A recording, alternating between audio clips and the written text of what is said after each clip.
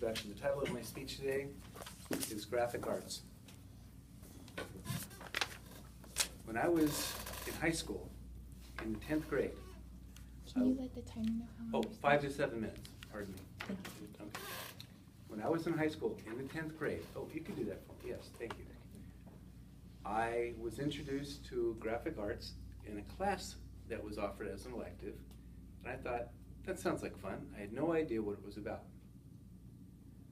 What I did in that graphic arts class in high school kept me very involved, and throughout my life, I've been very involved in graphic arts, and let me explain how that worked. What I did in that class involved a few different things. One of them was photography. I was an interested photography, a new photographer. I bought a camera for the very first time. Back then, it was what they called a single lens reflex, and I actually used film, for those of you who are young. And I would take photographs of people walking around the school. I would take, it had a macro lens, so I would take photographs of insects. It had a zoom lens, and I would take interesting pictures of some of my friends who were into sports.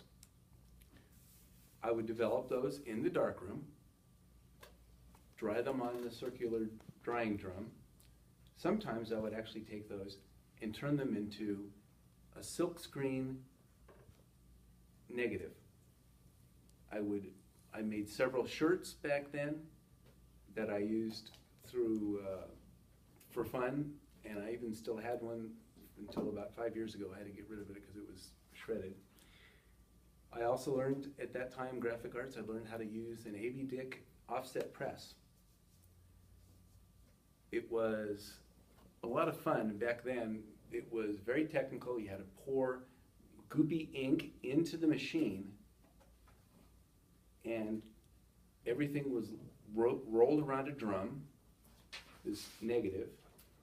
When the press was running, you had to pay constant attention to it because it would jam, and then you had to figure out where it might have jammed and unjam it. The things I learned in that class were valuable because it got me interested in the whole subject of graphic arts. After I graduated high school, I decided to do something interesting with what I had learned, and it wasn't a job, it was a hobby. So I took a hoop, and I took a pair of overalls that I had, and I made the hoop into, you tie it, you have a bottom and a top part, makes the fabric really tight, and I embroidered, and I was probably the only man I knew who embroidered. I embroidered an eagle, a standing eagle that's on the 50-cent piece. Actually, it's on the dollar piece, it might be on the back. And I embroidered that on this, I was really proud of it. I wish I had a picture of it, because it's funny, I didn't take a picture of it, but I don't have a photograph of my work.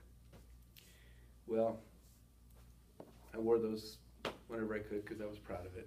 It's only the really craft work I got into. I was really more involved and interested in the harder aspects, the photography, the offset printing, that kind of thing.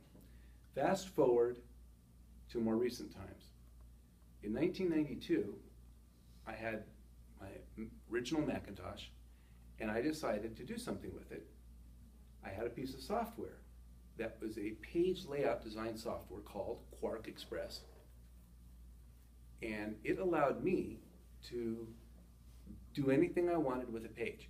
It could format a page, I could do newsletters, I could do anything I wanted, but I decided to open up a little business.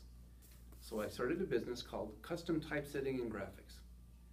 And I had no idea what CTG was going to eventually lead to, but I started talking to small business people.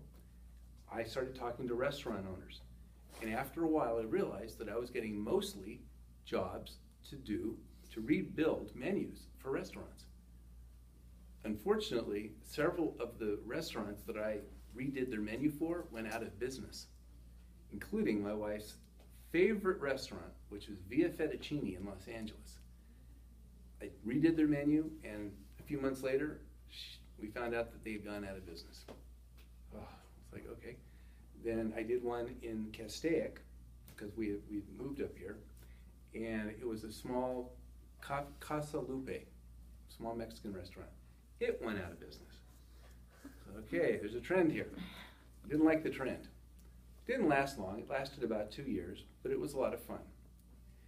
I also was in I mentioned newsletters. I was in my school's, my kids' PTA. They went to school around the corner, and as the PTA newsletter editor, I designed and built a newsletter for 2 years while they were in their school. It was a lot of fun, and I was in the PTA, so it's kind of, again, something you don't really see a man doing, but I was enjoying what I was doing with the role. I wasn't there to make decisions. I was there to have fun with this newsletter. So what did I do after that? I got into the web when the web came around. Earlier in the century, it's the turn of the century, about 2001, I started a website design business. Again, all graphics related. And I called it Spider Design after the web. Okay, well, you got it right away. I can see by your smile. During all this time, I was having frabjous time, just working on my computer, playing. I've even brought it forward to this day. You can see on the home page on our website, I've used Photoshop to put everyone's photo in there. And when you two put your photo when you upload your photo, I'll add it to our home page as well. And that is my experience with graphic arts. Madam Toastmaster. Thank you.